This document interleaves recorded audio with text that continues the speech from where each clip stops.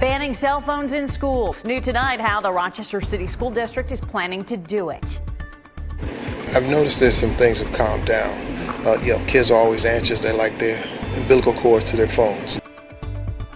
We've all seen it, right? This all comes just 2 months after Governor Hochul's law passed. It requires school districts to ban cell phone use in schools this fall. Tonight, RCSD held a public hearing on its new policy. News 10 NBC's Tom Kowalski joins us live from RCSD headquarters. So, Tom, what are the details of this plan? Yeah, well, Nikki, tonight the district provided the results so far of a poll that has been open to students, parents, and teachers ever since June 23rd regarding that recent ban. Now, that poll asked them things like how much respondents support the ban itself and what their largest concerns are for that ban of cell phones in schools. Take a look at this footage right here. Now, according to that poll that you see on your screen right there, just over half of the respondents supported Hochul's decision, with the largest concern being emergency communication between parents and students. The current version of RCSD's new rule allows parents to reach their kid by calling or emailing the school itself.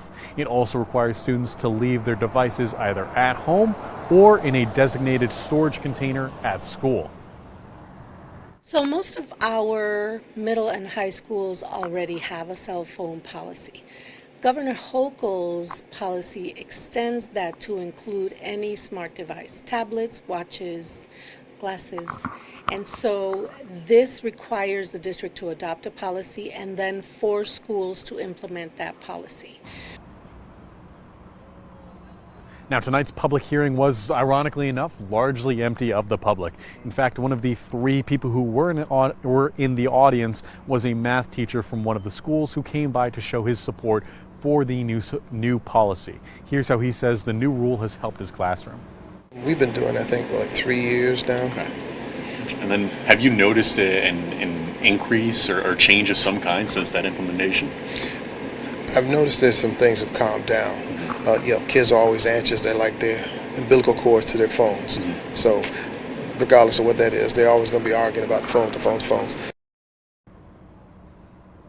Now, so far, that survey that RCSD has put out has only gotten about 470 responses so far. For reference, RCSD's student population is about 22,000 students as of last school year. So that survey is still open to anyone who wants to answer it, any students, parents, or teachers who want to answer it until this Friday before it closes. Now the district must approve that policy by July 31st before the state deadline of August 1st ahead of the upcoming school year. From the RCSD headquarters, Tom Kowalski, News 10 NBC. And Tom, before you go, will there be any exceptions for these new policies? Yeah, Nikki, there are exceptions for any devices that are used explicitly for education, any health and medication needs, any translation needs, and for any students who help take care of a loved one or family member back home. That has to be approved by a school counselor or social worker, though. Back to you. All right. Thank you, Tom.